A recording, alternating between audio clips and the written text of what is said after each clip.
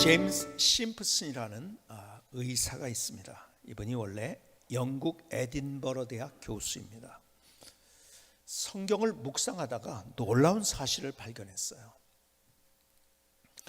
창세기 2장 21절을 보니까 하나님께서 사람을 창조하실 때, 아담을 창조하시고 그리고 하와를 창조하실 때 장면을 이렇게 표현합니다. 창세기 2장 21절, 여호와 하나님이 아담을 깊이 잠들게 하시니 잠들매 그가 그 갈빗대 하나를 취하고 살로 대신 채우고. 이 성경 기절을 읽는 순간에 무릎을 탁 치면서 환호를 했어요. 왜 그런지 아세요? 그때까지는 마취제가 발견되기 전이었습니다. 고통 없이 어떻게 사람들을 수술할 수 있을까를 생각하고 있는데 성경에 보니까 아하, 그것이 가능하구나, 하나님께서 그렇게 하셨구나. 그러면서 그가 연구를 시작하고 그리고 드디어 1847년에 클로로폼이라는 마취제를 세계에서 최초로 발견을 하게 됩니다. 그리고 그 다음에 이제 마취제가 많이 발전하게 된 거죠. 인류사에 어쩌면 대단한 업적을 그가 남겼는데 성경을 보다가 하나님께서 지혜를 주셔서 그렇게 할 수 있었던 거죠. 그 인생의 마지막에서 이제 회고하면서 어떤 기자가 이분을 취재하면서 인터뷰를 했어요. 그리고 질문을 합니다. 당신의 인생의 최대의 발견이 무엇입니까? 물론 이 사람이 클로로폼 마취제를 발견했기 때문에 그것을 유명해졌기 때문에 그런 답이 나올 거라고 생각을 했어요. 근데 그 질문 앞에 당신 최대의 발견이 무엇이냐고 물어봤을 때 그는 이렇게 대답을 합니다. 내 인생 최대의 발견은 성경을 통해 내가 죄인의 괴수라는 것과 그리스도께서 나의 구주시라는 것입니다. 그렇죠? 우리가 아무리 많은 것들을 내가 얻었고 누렸고 우리가 아무리 많은 것들을 소유하고 그리고 세상 사람들이 할 수 없는 어떤 일을 했다 할지라도 우리가 이거 모르면은요, 우리의 인생은 의미가 없는 거죠. 그렇죠? 여러분, 성경을 통해서 수많은 사람들이 하나님이 누군지를, 또 하나님이 주시는 지혜를 얻고 성경을 통해서 많은 사람들이 그들의 인생을 더 가치 있고 의미 있게 만들고 그리고 많은 사람에게 영향을 줬어요. 여러분이 어거스틴이라는 사람을 너무 잘 알 것입니다. 우리가 어거스틴은 영어식 발음이고 아우구스티누스라고 이야기를 하죠. 아우구스티누스, 똑같은 이름이죠. 이것은 라틴어로 발음할 때 그렇습니다. 기독교가 공인된 지 얼마 안 됐을 때 그는 어머니가 유명한 사람이었죠. 모니카라고, 그렇죠? 많이 들어보셨죠? 아들을 위해서 굉장히 기도했어요. 아들이 방탕했어요. 자기 마음대로 갔어요. 그의 젊은 시절에 많은 방탕한 그런 행동들을 하고 그 다음에 어머니의 기대를 저버리고 그리고 마니교라는 데에 들어가서 마니교에 들어갔을 뿐만 아니라 마니교를 많은 사람 앞에 우리가 얘기하는 대로 전도하는 그러한 일을 했어요. 수많은 사람을 마니교로 이끌어들였죠. 그래서 방탕한 생활을 했어요. 또 그러면서 또 어머니가 굉장히 많이 기도했죠. 그렇죠? 그러다가 마니교를 열심히 쫓아갔는데 보니까는 이것이 진리가 아니라는 것을 그가 깨닫게 되고 그리고 또 고민을 하고 하다가 밀라노를 가게 됐어요.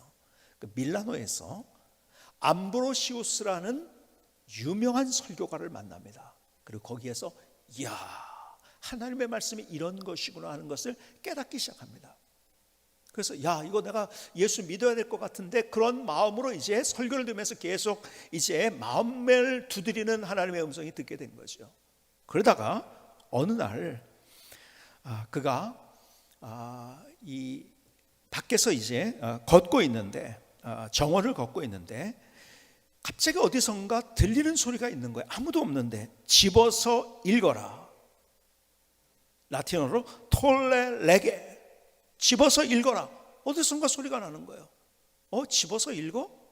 그래서 방으로 들어갔어요. 그리고 성경을 들고 그 성경을 읽기 시작합니다. 성경을 읽다가 마침내 로마서에 있는 말씀이 그의 가슴에 꽂히게 됩니다. 그리고 그의 인생이 바뀌어집니다. 그 로마서 13장 12절의 말씀 한번 읽어드릴까요? 밤이 깊고 낮이 가까웠으니 그러므로 우리가 어둠의 일을 벗고 빛의 갑옷을 입자. 낮에와 같이 단정히 행하고 방탕하거나 술 취하지 말며 음란하거나 호색하지 말며 다투거나 시기하지 말고 오직 주 예수 그리스도로 옷 입고 정욕을 위하여 육신의 일을 도모하지 말라. 이 말씀이 읽는데 뜨거워지는 거예요. 가슴이 뜨거워지는 거예요. 막 자기의 마음을 흔드는 거예요. 그 말씀이 그냥 기록된 말씀이 아니고 자기의 마음과 가슴에 와 닿는 말씀, 그리고 이것을 기점으로서 그의 인생이 분기점이 됐어요. 완전히 다른 사람, 예수 믿고 다른 사람이 됐어요. 그리고 그렇게 방탕한 인생을 살았던 그 사람을 가리켜서 우리는 성이라는 칭호를 붙여줍니다. 성 어거스틴. 그리고 그는 유명한 참회록이라는, 자기가 얼마나 잘못했는가, 자기 인생이 얼마나 비참했는가, 참회록을 썼어요. 그래서 괜찮은 사람은 참회록을 쓰고, 그리고 별 볼 일 없는 사람은 자서전을 쓴다고 하죠. 그렇죠? 여러분, 인생의 이 인류 역사의 유명한 사람들은 참회록을 썼어요. 그래서 얼마나 이분이 대단한가. 소터라는 사람이요, A 소터라는 사람이 이 사람을, 이 어거스틴이 이렇게 표현해서 신약 시대 이후 가장 탁월한 그리스도인이었다. 그렇죠? 사도 바울 이후에. 그래서 기독교 교회 역사를 보면요, 가만히 보니까 그러면 이것을 이어왔던 가장 탁월한 사람이 누구였는가를 한번 생각하면 첫 번째는 사도 바울이었죠. 예수님 이후에. 그렇죠? 그 다음에 사도 바울, 그 다음에 어거스틴, 그 다음에 또 기독교 역사의 방점을 찍었던 유명한 사람 마틴 루터, 그리고 그 다음, 저는 이렇게 제가 이야기해서 사람을 꼽으라고 한다면 뭐 수많은 사람들이 있었죠. 그런데 사도 바울 이후에 어거스틴, 그 다음에 마틴 루터, 그 다음에 윌리엄 캐리. 윌리엄 캐리를 근대 선교의 아버지라고 이야기를 합니다. 그를 통해서 여러분, 교회가 달라지고 그리고 세계를 향해서 위대하게 주님의 복음을 증거하는 일들이 생겨나요. 복음적인 크리스천들이 그때서부터 생겨나기 시작한 거예요. 어쨌든 우리에게 얼마나 많은 영향을 준 하나님의 사람이 되었는지요. 그가 어떻게 했을 때 하나님을, 말씀을 제대로 만났을 때. 여러분, 우리가 하나님의 말씀을 얘기해요. 하나님의 말씀이라는 단어가 우리는 한 단어로 되어 있지만은 헬라어에 보면은요, 말씀이라는 단어가 세 개로 구분이 되어 있습니다. 첫 번째는 로고스라는 단어예요. 로고스. 여러분 많이 들어보셔요. 로고스. 기록된 말씀. 조금 더 좀 이렇게 더 설명을 한다면 지성 안에 작용하는 말씀. 이렇게 됐구나. 누가복음 5장에는 베드로가 이렇게 했구나. 예수님이 이렇게 하니까 이렇게 했구나. 뭐 이러면서 그냥 지성적으로 이해할 수 있는 그 말씀, 그 기록된 말씀. 그리고 두 번째 캐리그마. 캐리그마는 뭔가 선포된 말씀입니다. 제가 설교를 합니다. 그렇죠? 하나님의 말씀.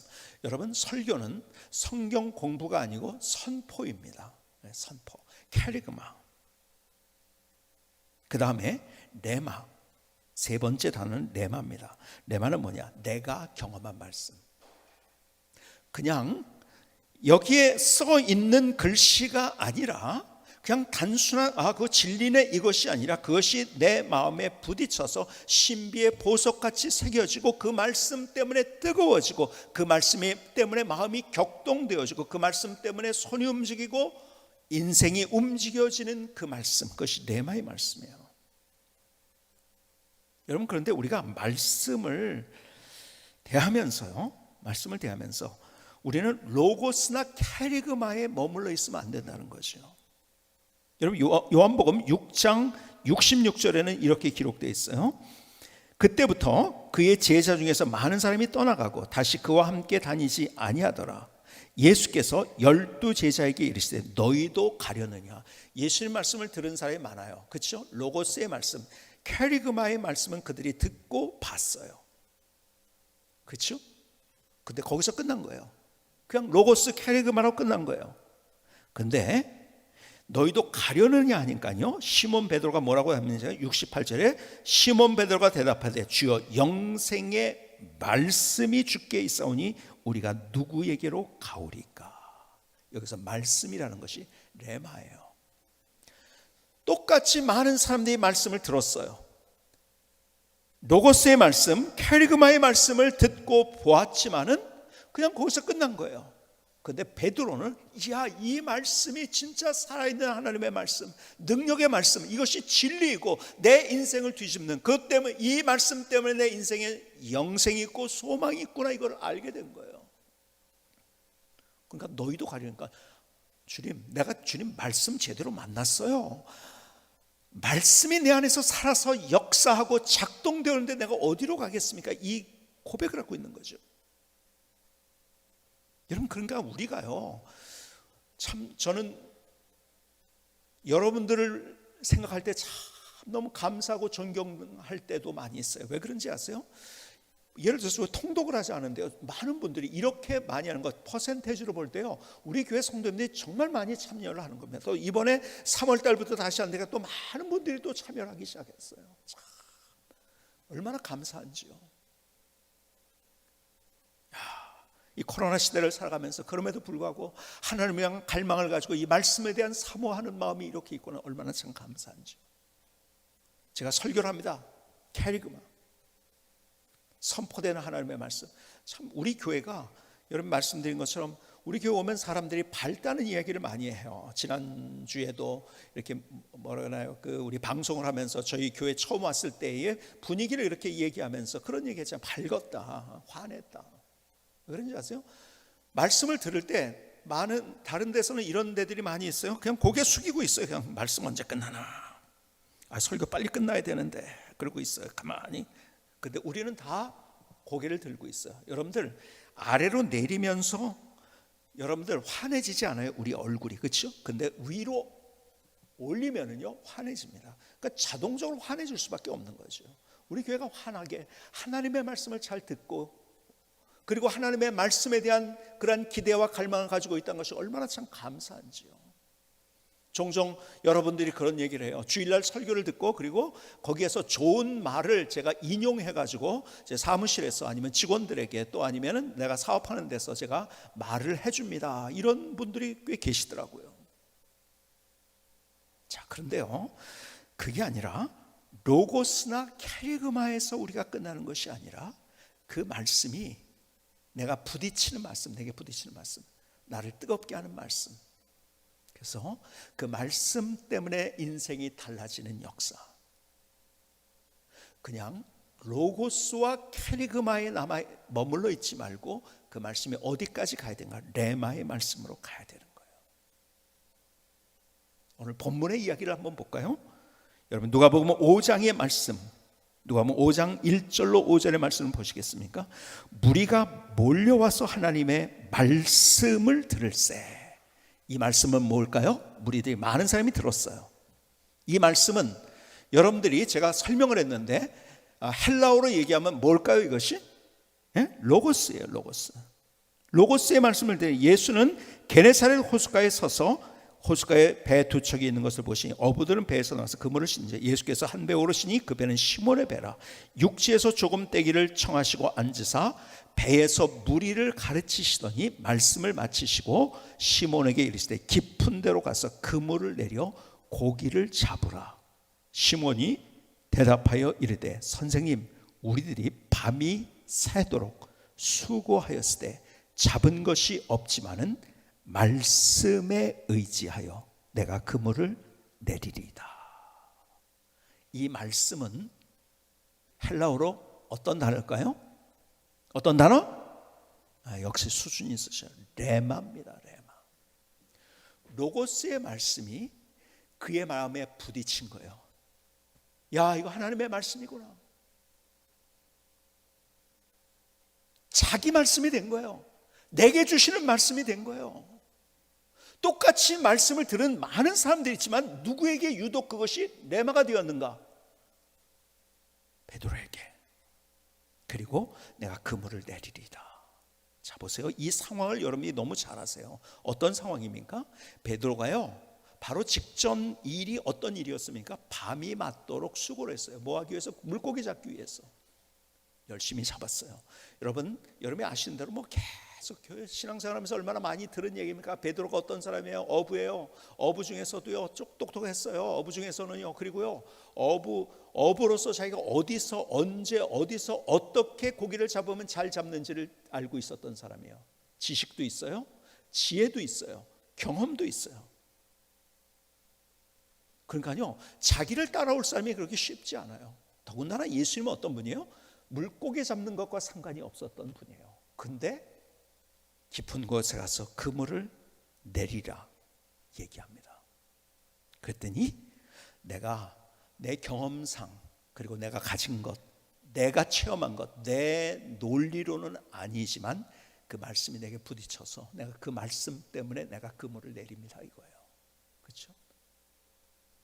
오늘 본문을 제가 딱 정해놓고 이제 뭐 주보도 만들고 이러면서 이제 이것을 이제 본문이 올라가죠.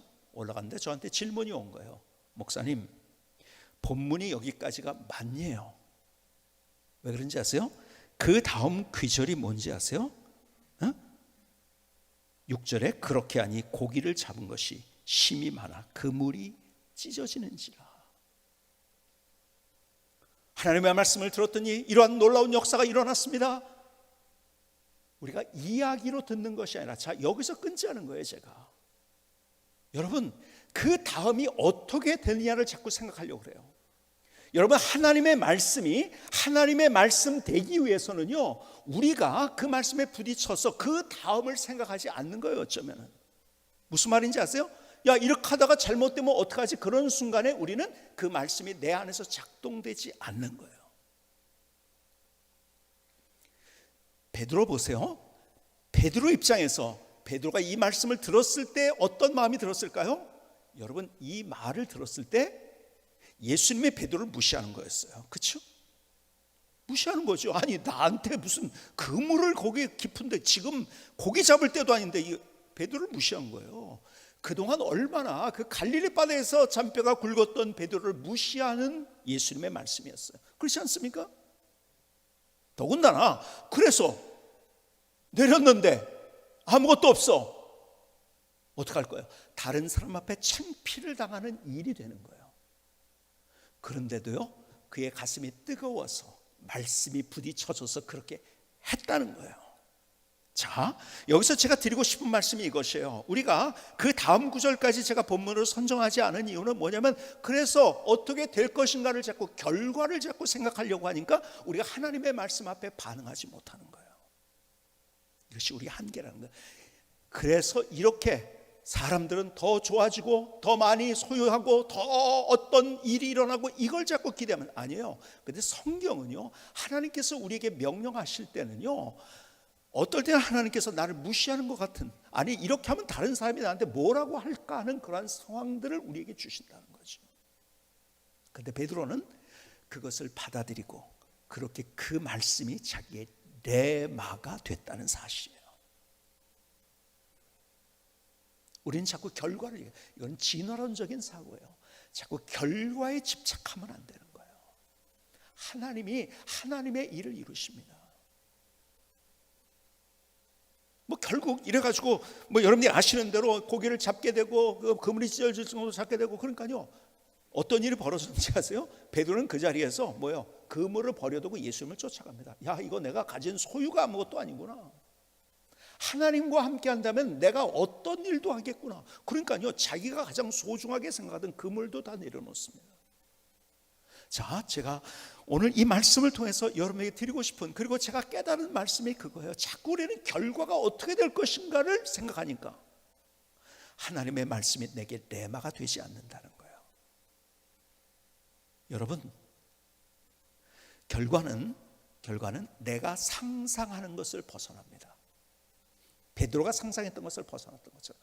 그러니까 내가 여기서 결과를 따지려고 할 때 우리는 하나님의 일을 할 수 없다는 것. 이것이 얼마나 제 안에 가슴속에 닿았는지요. 여러분, 우리의 삶 속에서 하나님의 말씀이 진짜 하나님 말씀 되기 위해서는 로고스와 케르그마를 지나서 내 안에 부딪혀진 그 말씀, 그리고 그 말씀 때문에 내가 움직여지는 삶을 살게 하는 레마의 말씀이 내게 있어야 된다는 거예요. 여기서 우리는 하나님이 누구신지를 경험하는 거예요. 우리의 논리로 따지고, 그리고 우리의 생각으로 다른 사람이 어떻게 생각할 거냐, 또 누가 어떻게 할 거냐, 당신이 나를 이렇게 무시했어, 이런 것이 아니라 진짜 하나님이 그렇게 할 때 사람들은 그렇게 한다 할지 하나님이 내게 무엇을 말씀하시는가, 그리고 거기에 내 인생이 작동될 수 있어야 된다는 거죠. 여러분, 그것이 믿음이에요. 그리고 그렇게 레마의 말씀을 경험한 사람들이 다른 인생을 세워가는 거예요. 여러분과 함께 예루살렘 교회와 안디옥 교회 이야기를 같이 많이 나눴어요. 그렇죠? 여러분, 최초의 교회는 예루살렘 교회입니다. 예루살렘 교회 폭발적인 부흥이 일어났어요. 얼마나 놀라운 일들이었는지. 3,000명씩 5,000명씩 한 번 설교에 그렇게 수많은 사람이 주님께로 돌아오고요. 그리고 사도행전 2장 44절은 이렇게 얘기합니다. 믿는 사람이 다 함께 있어 모든 물건을 서로 통용하고. 무슨 말인지 아세요? 내 것을 내 것이라고 얘기하지 않고 그 사람 필요하면 주는 거예요. 그냥 막. 여러분, 유무상통의 관계, 이런 관계가 있을까? 너무 좋은 거예요. 너무 좋은 정도가 아니라 너무 끈끈한 거예요. 야, 나를 이렇게 사랑하는 사람이 있다니, 나를 이렇게 지켜주는 사람이 있다니, 나를 이렇게 보호해주는 사람이 있다니, 나를 이해해주는 사람이 있다니, 내가 어려울 때 이렇게 함께해주는 사람이 있다니, 너무 끈끈히.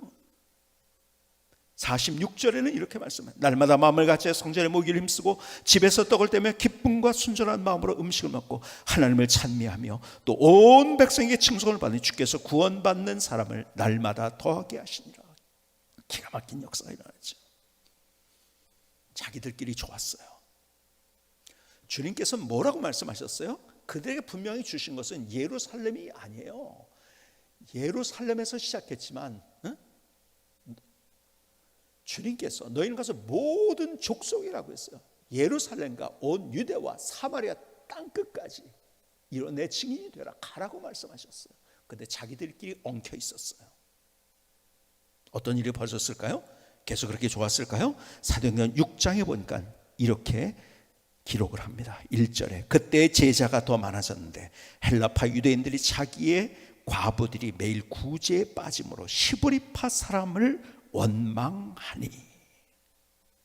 여러분, 자기들끼리만 나눈 거예요. 교회에서. 그러니까 어떻게 합니까? 여러분, 내가 덜 받았다 못 받았다, 나와 가까운 사람이 덜 받았다 못 받았다, 비교가 되잖아요. 그렇죠? 거기서 뭐가 갈등이 생깁니다. 싸움이 생겼어요. 이 예루살렘 교회를 통해서 우리에게 보여주시는 하나님의 말씀이 뭔지 아세요? 여러분, 우리가 같이 모인 것은 우리끼리 잘 되려고 모인 것이 아니라는 거예요. 우리를 통해서 다른 사람이 잘 될 때 거기에서 우리는 하나님의 역사가 무엇인지를 경험해서 다른 의미 있는 가치 있는 우리의 인생을 살아가게 된다는 거예요. 그런데 예루살렘 교회는 자기들끼리 어깨동무하고 자기들끼리 손잡고 자기들끼리 스크럼을 짜고 같이 그러고 있었어요. 부흥했죠. 놀라운 일이 벌어졌죠. 그러나 거기 갈등이 생기기 시작합니다. 여러분, 교회에서 우리가 드려지는 헌금은 서로 우리가 너 먹고 나 먹고 이것이 아니에요. 그래서 우리가 각 기관에서도 막 교회 예산 가지고서 막 과하게 먹지 않도록 그렇게 우리가 예산 배정을 하고 이런 것들을 하고 있잖아요. 여러분, 우리가 어떻게 더 나누고 베푸느냐 하는지, 더 내가 아닌, 우리가 아닌 다른 사람에게 어떻게 흘러가게 하느냐, 그럴 때 더 놀라운 하나님께서 은혜가 우리 안에 흘러가게 만드시는. 근데 자기들끼리 야, 이거 어떻게 된 거야? 왜 나랑 가까운 저 사람 왜 이것밖에 못 받았어? 저 사람은 그거 보니까 비교해보니까 그거 안 되는데, 서로 비교하고 따져보고 갈등이 생겨요. 문제가 생겨요. 그래도 몰랐어요. 그때 하나님께서 야, 너희들 그렇게 싸우면서도 정신 못 차리고 있구나. 그래서 어떤 일이 벌어지는가? 8장으로 넘어가서 이렇게 됩니다. 8장 1절에 사울은 그가 죽임 당함을 마땅히 여기더라. 그가 누구예요? 스데반의 순교가 있었어요. 그리고 그날에 예루살렘에 있는 교회에 큰 박해가 있어 사도 외에는 다 유대와 사마리아와 모든 땅으로 흩어지니라. 그래서 드디어 그들이 흩어지기 시작한 거예요. 하나님께서 하나님의 일을 이루신 거예요. 그리고 흩어진 사람에 의해서 얼마나 놀라운 하나님의 드라마가 만들어졌는지요. 그러면서 어디까지 갔습니까? 흩어진 사람 안디옥까지 갔어요. 자, 안디옥에 있는 교회 우리가 같이 봤잖아요. 예루살렘, 우리의 초대교회로 돌아가자는 말, 초대교회로 회복돼야 된다는 말은 예루살렘 교회가 아니라 우리가 안디옥 교회라는 이야기를 여러분과 함께 나눴어요. 안디옥 교회 얼마나 대단한 교회요. 개척교회였었어요. 여러분, 예루살렘에서 개척한 개척교회였는데 오히려 참 대단하죠. 이게 우리의 교회가 돼야 되는 거예요. 개척한 교회가 어떻게 됐습니까? 오히려 클라우디우스 황제 때 11장에 보니까 사도행전 11장 클라우디오 황제 때 큰 기근이 들었어요. 그럼 근동 지방에 다 기근이 들은 거예요. 그런데 자기도 어려운데 그들이 오히려 어디를 도와줍니까? 예루살렘 교회를 도와줍니다. 여러분, 나 힘들다고 내가 여기에서 끝나는 것이 아니라, 그리고 나는 없다고 아니라 나 힘들지만은 그래도 더 나누고 베풀었던 안디옥 교회. 지난 주간에 월드비전 이 지역을 책임 맡은 분과 같이 만나서 얘기를 하는데요. 어떤 분이요, 이 코로나 때문에 다 망했대요. 정말 모든 것들이 다 망했대요. 근데 그분이 찾아왔대요. 월드비전에 찾아와서 내가 보니까 내가 어려운 사람을 돕는다고 그렇게 해놓고서 내가 있었을 때 못 도와줬습니다. 지금 내가 다 망했지만은 내 인생을 돕는 것부터 시작하겠습니다. 그리고 돕겠다고 찾아왔대요. 다 뱅크럽시가 됐는데 자기의 있는 것을 다 탈탈 털어가지고. 안디옥 교회가 그렇게 했다는 거예요. 안디옥 교회가 자기들도 어려웠어요. 먹을 것이 없었지만. 근데 더 기가 막힌 일은 뭡니까? 우리 같이 보았던 사도행전 13장의 말씀 1절로 3절의 말씀. 안디옥 교회의 선자들과 교사들이 있으니 곧 바나바와 니게르라는 시몬과 구레네 사람 루기와 분봉왕 헤롯의 젖동생 마나연과 및 사울이라. 사울이 바울이죠. 주를 섬겨 금식할 때 성령이 이르시되 내가 불러시키는 이를 위하여 바나바와 사울을 따로 세우라 하시니 이에 금식하며 기도하고 두 사람에게 안수하여 보내니라. 여러분, 안디옥 교회는 그때 어떤 교회였을까요? 대형 교회였을까요? 초대형 아니에요. 이제 성장하기 시작하는 교회였었어요. 그런데 자기들의 에너지를, 그리고 자기들의 가장 소중한 리더십까지 그들은 파송했고, 그리고 안디옥 교회를 중심으로 해서 사도 바울의 1차, 2차, 3차 선교 여행이 시작됐고, 그리고 새로운 선교의 물줄기가 만들어진 거죠. 여러분, 소아시아를 거쳐가지고 북쪽으로 시리아, 또 레바논을 거쳐서 터키, 지금으로 따진다면 터키를 거쳐서 저 그리스, 로마까지 해서 복음이 전파되는 전초 기지가 됐어요. 너무 기가 막힌 거죠. 늘 얘기하지만 우리 교회가 하나님께서 여기까지 인도하신 것은요, 우리가 잘했다기보다 하나님이 원하시는 것을 했기 때문에, 우리가 먼저 어떻게 세계를 향해서 주님께서 땅 끝까지 가라고 하신 그 명령을 따라서 우리가 그렇게 가려고 노력하고 함께하고 같이 기도하고 선교사들을 파송하고 함께 했는가. 하나님께서 그런 교회들을 사용하신다는 거죠. 우리가 힘들어도, 우리가 좀 덜 먹어도, 좀 우리가 가진 것이 없어도 우리가 더 그렇게 나누었을 때 지금 전 세계에서 우리가 파송한 선교사님 통해서 얼마나 놀라운 기가 막힌 일들이 일어나고 있는지.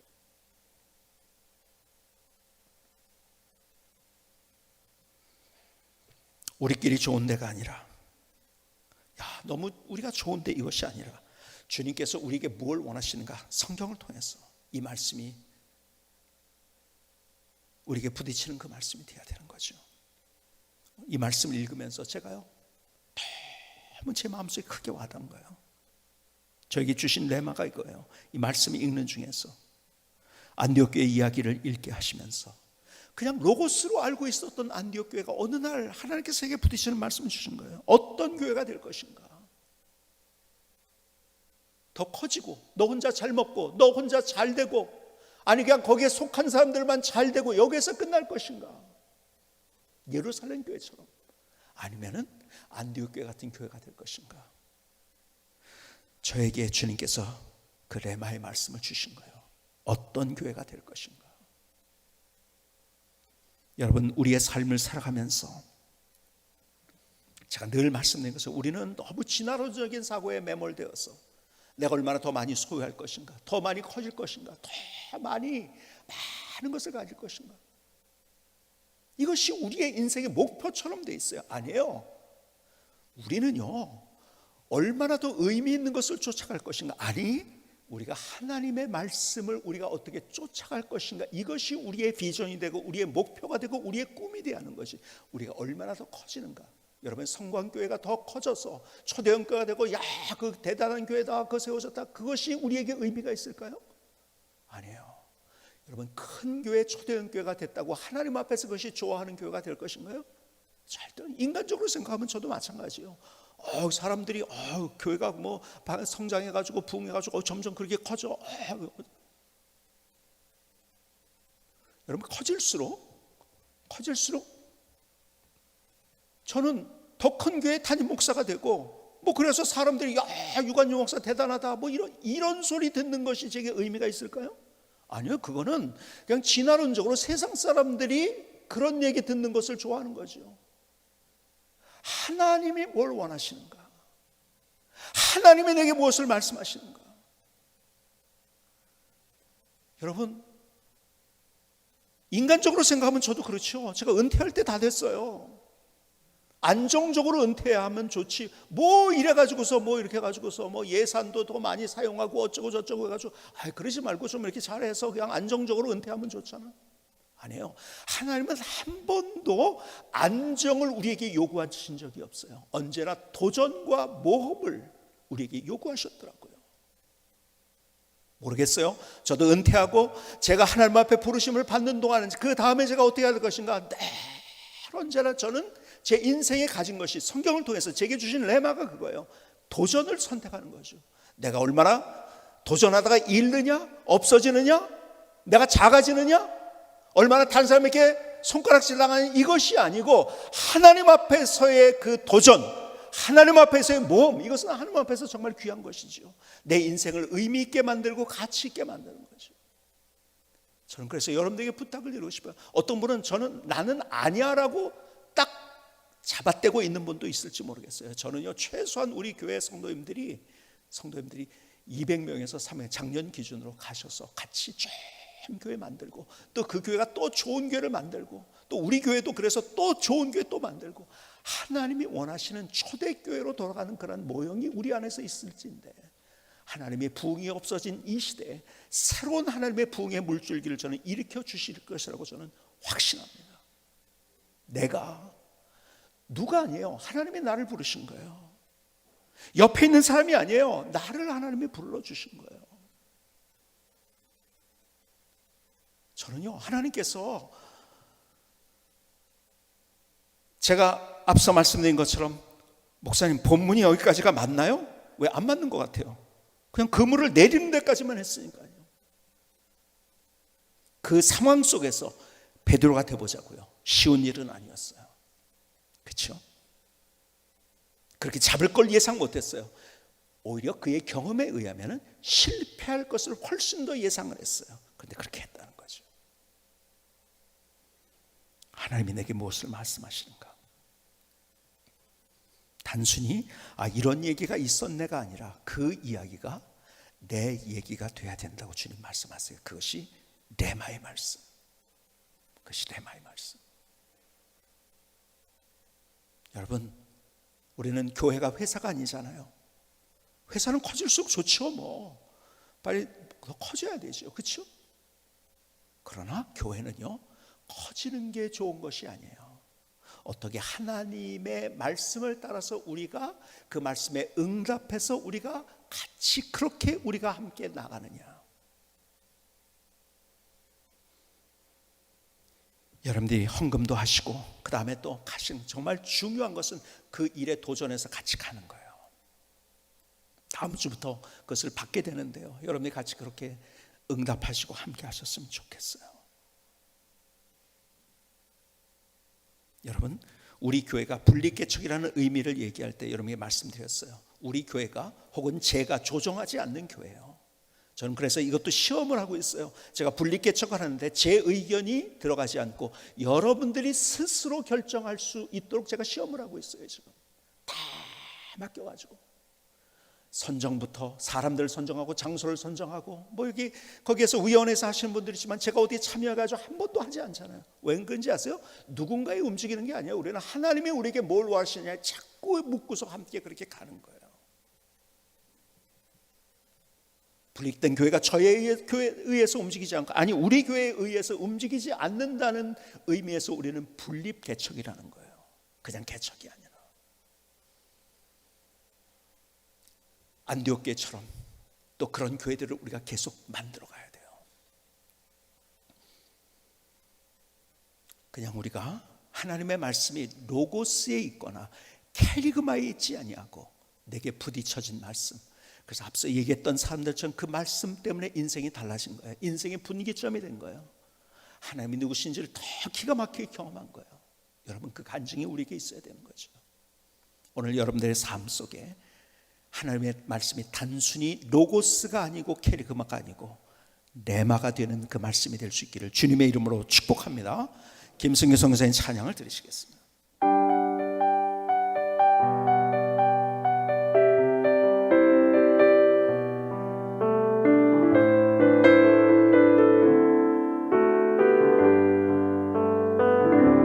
하나님의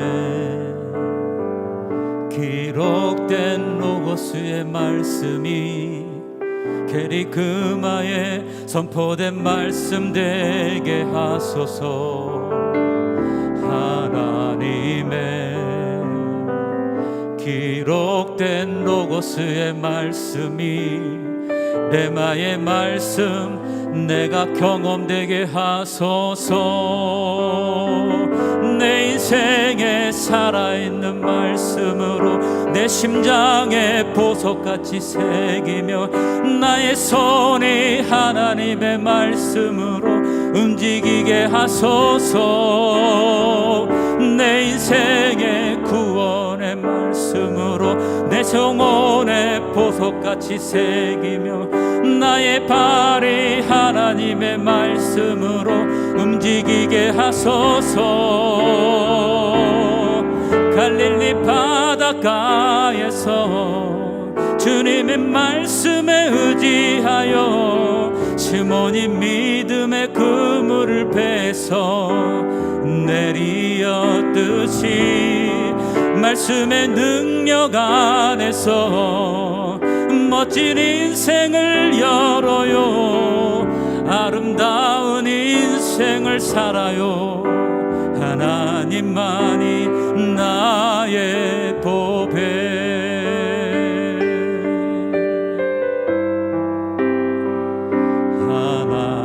하나님의 기록된 로고스의 말씀이 게리그마에 선포된 말씀 되게 하소서.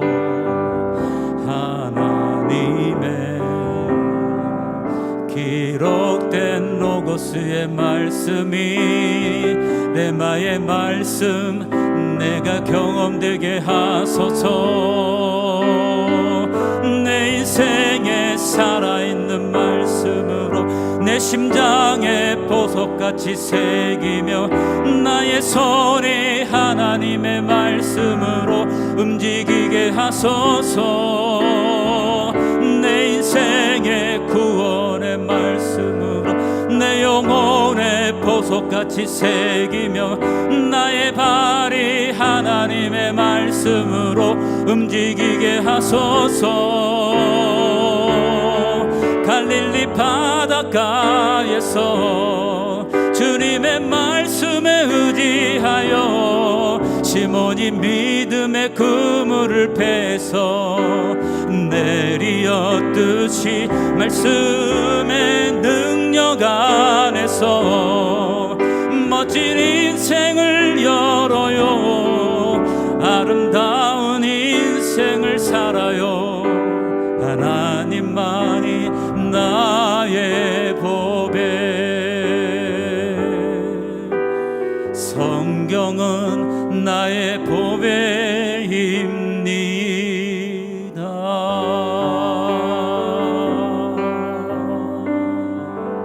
아멘. 하나님, 나의 고백입니다. 나의 기도입니다. 주님, 나를 받아주셔서 하나님 감사합니다. 설교자로서 늘 고민이 이거예요. 잘못하면 로고스의 지적으로 이해한 말씀을 지적으로 이해하도록만 만드는 설교자가 될 수 있어요. 그래서 제 하나님 앞에 드리는 기도가 어떤 기도인가? 하나님, 이 말씀이 먼저 저에게 레마의 말씀이 되고, 그리고 이 말씀이 다른 사람에게도 레마의 말씀으로 부딪혀지게 하옵소서. 늘 기도하는 거예요. 그러니까 제가 강연을 한다, 무슨 뭘 한다 그러면 저에게 별 부담이 없을 것 같아요. 그렇기 때문에 사실 설교를 하는 것은 저에게 큰 부담이죠. 왜요? 내가 만난 하나님의 말씀이 있어야 되죠. 레마가 있어야죠. 그거 없이 로고스에서 로고스로 옮겨가면은 그것은 의미 없는 전달이 되는 거잖아요. 그렇죠? 하나님, 레마의 말씀 내가 깨닫게 하시고, 그리고 그것이 레마의 말씀으로 우리 사랑하는 성도들에게 전달되게 해주십시오. 내 말과 내 전도함이 사람의 지혜에 권하는 것으로 되지 아니하고 오직 성령의 나타남과 능력으로 되게 하소서. 사도 바울의 고백이 늘 저희 기도의 제목이 되고, 그리고 지난주에도 계속 여러분에게 말씀드린 시편 110편 18절의 말씀, 저희 기도 제목이에요. 저희 기도의 제목. 내 눈을 열어서 주의 율법에서 놀라운 것을 보게 하소서. 내게 부딪히는 그 말씀, 살아서 역사하시는 그 말씀. 여러분, 우리가 하나님의 말씀을 대하면서 우리가 그렇게 하나님의 말씀 앞에 서야 되는, 내 눈을 열어서 주의 율법에서 놀라운 것을 보게 하소서. 나의 인생과 상관이 없는 지식에서 지식으로 전달되는 그런 말씀이 아니고 내 안에 살아서 역사하는, 내게 부딪히는 신비의 보석같이 새겨지는 말씀, 내 가슴을 뜨겁게 하고 내 인생을 바꾸어 놓는 그 말씀. 하나님을 경험했던 사람들은 그 경험이 있었던 거예요. 레마의 말씀으로 경험하는 인생의 멋진 분기점. 오늘 다시 우리의 삶 속에서 하나님의 말씀이 단순히 그냥 기록된 말씀이 아니고 읽어지기만 하는 말씀이 아니고 내 가슴에 와닿는, 그리고 그 말씀으로 내 삶이 새롭게 움직여지는 레마의 말씀이 될 수 있기를 주님의 이름으로 축복합니다. 기도하시겠습니다.